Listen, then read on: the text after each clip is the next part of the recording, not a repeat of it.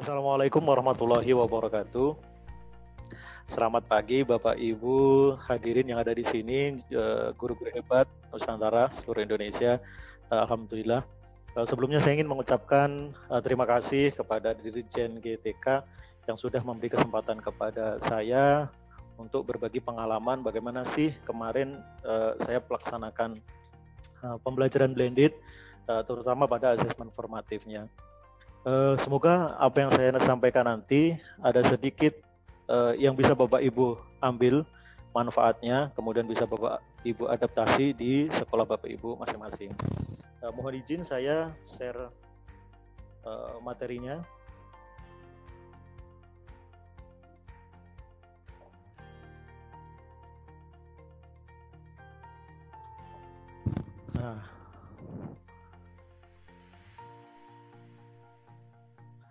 Nah, ini Bapak Ibu, jadi hari ini saya akan banyak bercerita tentang bagaimana sih asesmen formatif pada sekolah dasar dalam PJJ Blended.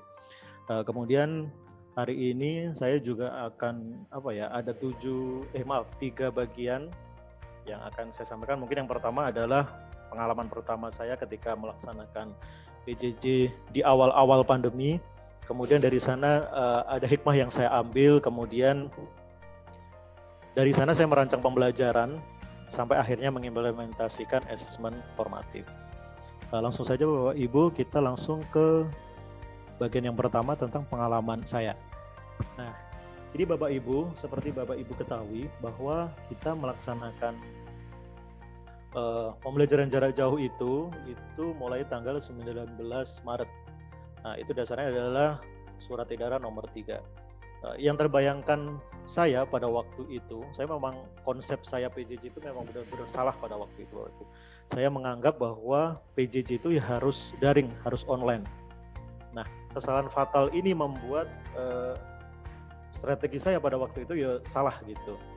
Jadi pertama itu 1 minggu pertama itu saya menggunakan asesmen berbasis daring, full daring. Jadi saya memanfaatkan Office 365 Microsoft Form-nya untuk menuliskan beberapa soal-soal. Jadi tidak ada kegiatan sebelumnya, itu tidak ada, langsung saya berikan soal kepada mereka.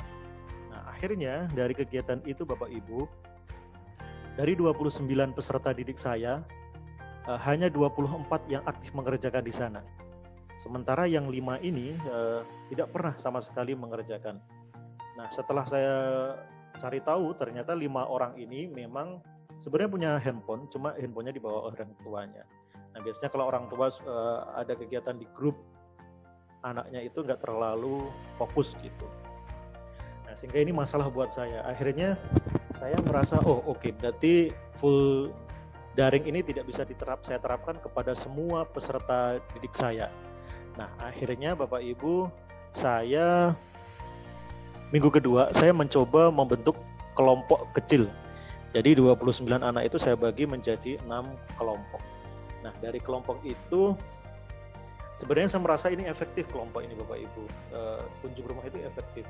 Tapi ternyata dengan kondisi yang semakin parah, terlalu pada waktu itu, akhirnya ini tidak bisa saya teruskan gitu.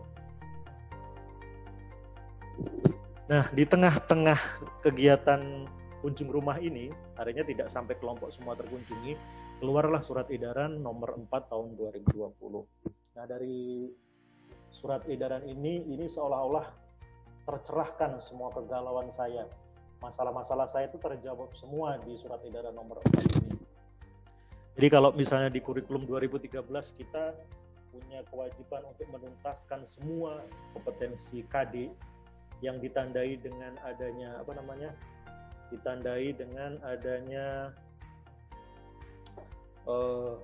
semua peserta didik harus tuntas, maka peserta didik semuanya harus tuntas, maka saya sudah memberikan sudah tuntas, maka saya pada waktu itu mendapatkan pencerahan di sini bahwa kita tidak punya kewajiban untuk menuntaskan semua capaian kurikulum. Artinya, berarti ini memudahkan guru ini. Kemudian pada poin yang kedua, Bapak Ibu, di sana ada fokus nilai-nilai kecakapan hidup yang dapat kita masukkan dalam materi kita. Oh, berarti saya lebih fokuskan pada bagaimana nilai-nilai kecakapan hidup ini bisa masuk dalam materi-materi saya yang akan saya sampaikan kepada anak didik saya. Nah, kemudian yang poin ketiga di sana disebutkan bahwa tidak bisa pembelajaran dan asesmen kita itu kita samaratakan, diseragamkan, tidak bisa. Artinya kita harus melakukan asesmen terlebih dahulu, mengetahui kondisi peserta didik kita, fasilitasnya apakah mereka semuanya mempunyai, karakternya seperti apa, sehingga ini tidak bisa kita samaratakan. Yang terakhir, poin yang terakhir adalah diberi umpan balik yang bersifat kualitatif. Sebenarnya dari 4 poin ini sudah memberikan apa ya Bapak Ibu, jawaban seperti apa sih pembelajaran yang harus kita lakukan gitu. Dari sana Bapak Ibu, saya melakukan refleksi apa yang sudah saya lakukan 2 minggu sebelumnya. Sampai muncul pada sebuah kesimpulan bahwa kenapa PBJJ saya pertama itu tidak berhasil, karena saya siswa itu mereka tidak memiliki ilmu pedagogik. Sehingga sangat wajar kalau Bapak Ibu yang di rumah itu muncul keluhan, aduh saya sulit ngajar anak ini, aduh ini materinya gimana Pak, dan segala macamnya. Nah, saya itu tidak menyadari itu Bapak Ibu.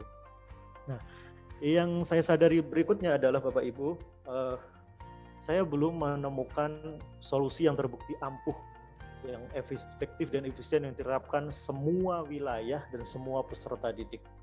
Jadi tidak bisa kita menseragamkan kalau misalnya pembelajaran dan asesmennya full luring atau full daring, itu tidak bisa kita laksanakan.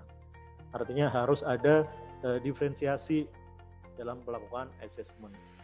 Dari sini sebenarnya Bapak Ibu saya sudah punya gambaran. Maka saya merencanakan pembelajaran blended. Saya harus menggabungkan pembelajaran luring dan pembelajaran daringnya. Langkah pertama saya untuk menentukan pembelajaran tersebut, saya awali dari kegiatan asesmen awal. Saya cari tahu dulu nih kondisi peserta didik saya seperti apa. Ada nggak mereka punya handphone? Terus kemudian orang tuanya bagaimana? Apakah semuanya ada di rumah mendampingi mereka ketika belajar atau tidak? Dari kegiatan asesmen awal ini saya menemukan data awal bahwa dari 29 peserta didik saya itu 5 diantaranya sebenarnya punya handphone semua Bapak Ibu. Cuma yang 5 ini dibawa oleh orang tuanya. Kemudian data berikutnya saya menemukan bahwa orang tua ini rata-rata bekerja sebagai buruh dari status sosial ekonomi menengah ke bawah. Sebenarnya dari bawah ini saya sudah bisa menentukan, oh berarti saya nanti harus seperti apa yang perlu saya buat gitu. Nah, tahap selanjutnya Bapak Ibu, saya perlu menganalisis KD saya. Karena tadi di awal saya sudah menyampaikan bahwa kita tidak ada tuntutan menyelesaikan semua KD, maka saya cari nih KD mana yang memungkinkan untuk saya sampaikan ke peserta didik. Saya pilih mana yang paling penting, mana yang esensial, mana yang KD prasyarat gitu. Setelah saya menemukan materi apa yang ingin saya sampaikan, maka saya berusaha memasukkan nilai-nilai kecakapan hidup dalam KD tersebut. Nah, selanjutnya Bapak Ibu, dari materi itu, maka saya rumuskan menjadi tujuan pembelajaran. Sebenarnya dengan merumuskan tujuan pembelajaran itu, kita sudah bisa menentukan asesmen apa yang akan kita gunakan untuk mencapai tujuan itu. Nah, oleh karena itu saya tuangkan dalam sebuah RPP. Nah, di RPP itu sudah ditunjukkan tujuan, langkah-langkahnya seperti apa, kemudian asesmennya seperti apa. Berbekal dengan asesmen awal dan analisis KD dan hasil refleksi, maka saya memutuskan untuk membuat LKS. LKS ini sifatnya sebagai panduan orang tua dalam mendampingi putra-putrinya, atau panduan keluarganya mungkin, sekaligus juga panduan untuk peserta didik dalam melaksanakan pembelajaran. Dan sifatnya LKS ini LKS minimal Bapak Ibu. Mereka bisa mengembangkan sendiri dengan bantuan orang tua. Nah, setelah semua beres ini Bapak Ibu, langkah selanjutnya yang saya lakukan adalah pada waktu itu adalah sosialisasi. Ini penting bagi saya Bapak Ibu, karena suksesnya pembelajaran jarak jauh itu tergantung, salah satunya adalah tergantung partisipasi orang tua. Kalau misalnya orang tua mendukung, ini akan tidak jadi masalah. Tapi kalau misalnya orang tuanya acuh, cuek, ini akan jadi masalah buat kita gitu. Nah, sebenarnya penting sosialisasi ini dalam rangka koordinasi itu tadi. Nah, ini sedikit contoh analisis yang saya lakukan. Jadi pembelajaran tematik saya itu dalam 1 minggu itu saya mendapatkan 4 hari efektif gitu. Artinya saya harus berbagi juga dengan guru olahraga, guru agama, guru muatan lokal, sehingga efektif untuk tematik ini 4 hari ini. Nah, saya menyebutnya LKS itu adalah LKS paket.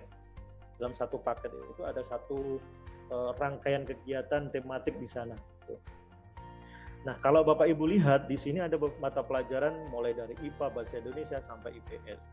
Kenapa matematika ini saya tematikan di sini, kok tidak berdiri sendiri? Padahal kalau di kelas atas matematika itu kan berdiri sendiri, Bapak Ibu ya. Nah, kebetulan kalau saya lihat matematika materi ini masih nyambung dengan materi-materi yang lain, masih saya bisa kaitkan. Akhirnya matematika ini saya gabungkan di sini.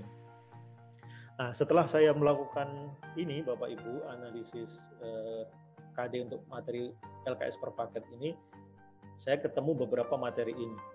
Nah, materi-materi ini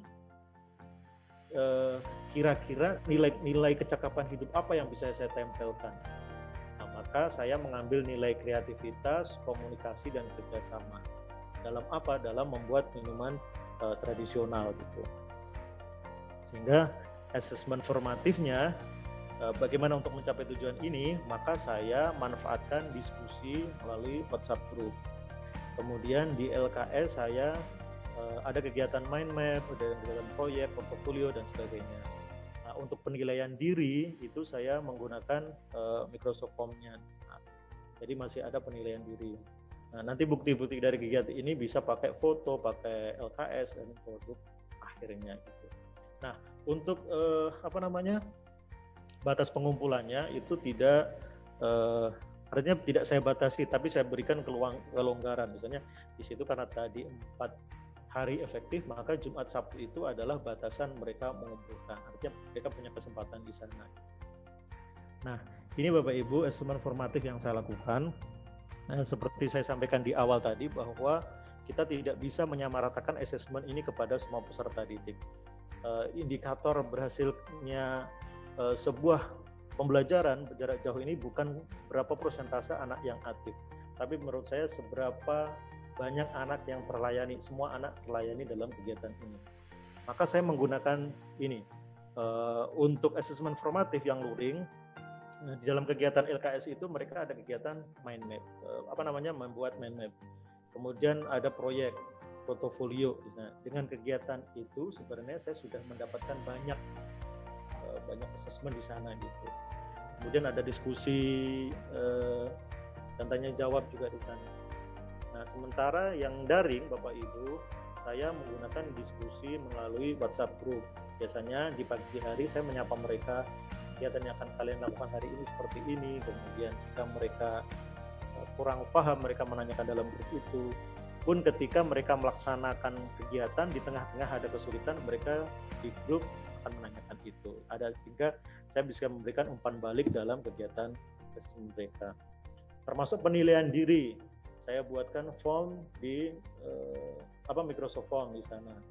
Jadi mereka menilai diri mereka sendiri, apakah saya sudah cukup memahami, apakah saya sudah cukup mengetahui kegiatan hari itu. Nah, seperti apa bentuknya? Kurang lebih seperti ini Bapak Ibu. Memang LKS yang saya buat ini jauh dari kata sempurna. Mungkin ada beberapa komponen dari LKS yang tidak ada di sini. Karena memang waktu itu waktunya memang mepet sekali. Tapi ada beberapa hal penting yang saya masukkan di sana, seperti saya harus menampilkan identitas kegiatannya, tujuannya apa, panduan-panduannya seperti apa, itu saya harus tunjukkan. Nah, sebenarnya ada juga saya ingin menunjukkan kepada Bapak Ibu contoh LKS-nya seperti ini. Saya mulai dari atas ini RPP-nya Bapak Ibu. Ini kegiatan paket dalam 1 minggu. Kemudian di sana ada beberapa kegiatan. Jadi mulai pertama peserta didik mencari tahu dari sumber YouTube yang saya tampilkan di sana, kemudian ada kegiatan, kemudian ada latihan-latihan kecil sampai kepada percobaan dan proyek yang mereka buat pada kegiatan paket di akhir gitu. Terus kemudian saya kembali lagi, LKS ini Bapak Ibu sifatnya minimal seperti yang saya sampaikan tadi.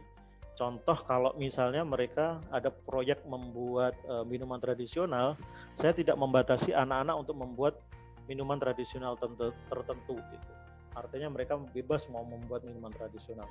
Itu bisa jamu atau bisa teh, kemudian dikasih jahe yang dibakar, itu bisa gitu. Artinya saya memberikan kebebasan itu. Termasuk dalam ketika mereka dalam LKS ini mereka membuat iklan produk yang sudah dibuat. Nah, iklan yang sudah dibuat itu saya juga memberikan kebebasan. Mau iklan media elektronik, mau media media cetak boleh. Saya tidak membatasi mereka harus membuat seperti apa. Nah, sekarang bagaimana cara saya mengimplementasikan LKS yang sudah saya buat tadi? Maka saya menggambarkannya dalam beberapa langkah seperti ini.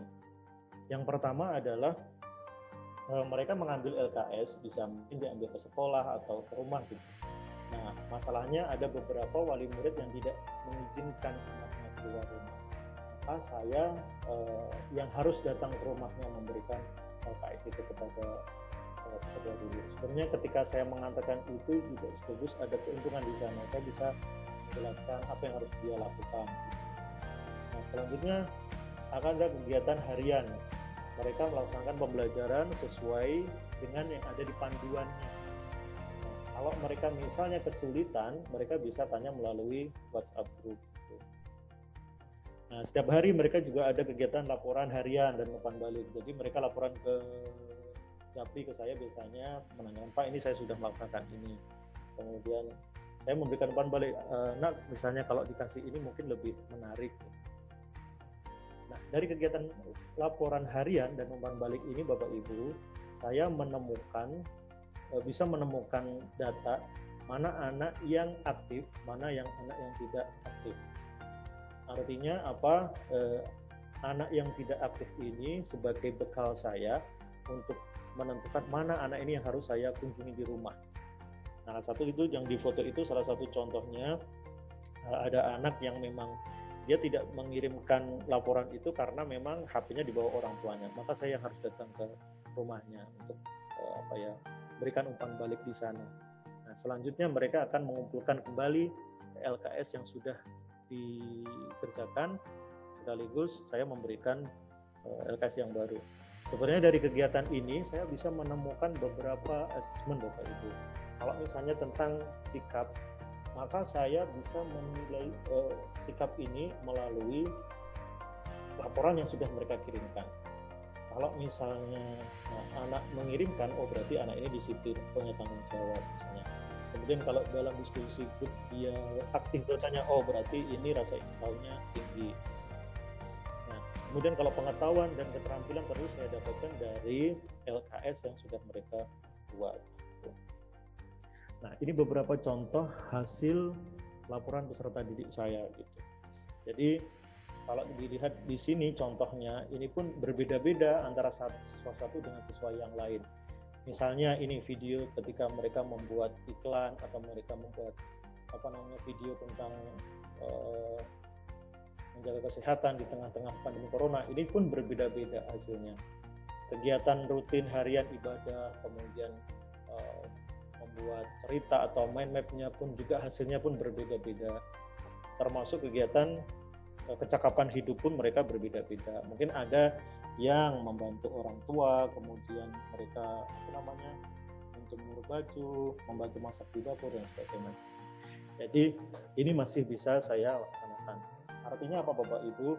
Asesmen ini tidak bisa kita seragamkan untuk semua anak. Nah, terlebih lagi jangan sampai kita dalam memberikan asesmen kita hanya akan memotong soal kemudian kita mengirimkan kepada anak-anak, itu sangat tidak bagus untuk di anak-anak. Kadang dalam memberikan soal pun, misalnya taruhlah gini, memberi foto apa tumbuhan gitu.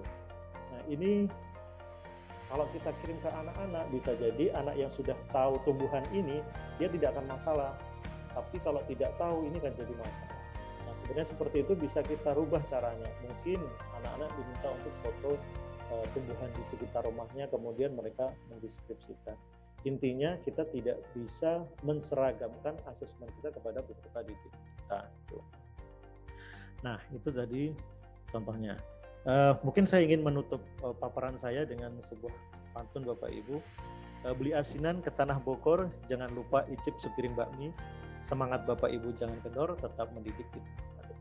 Mungkin itu yang bisa saya sampaikan Bapak Ibu. Saya kembalikan kepada moderator. Terima kasih. Assalamualaikum warahmatullahi wabarakatuh.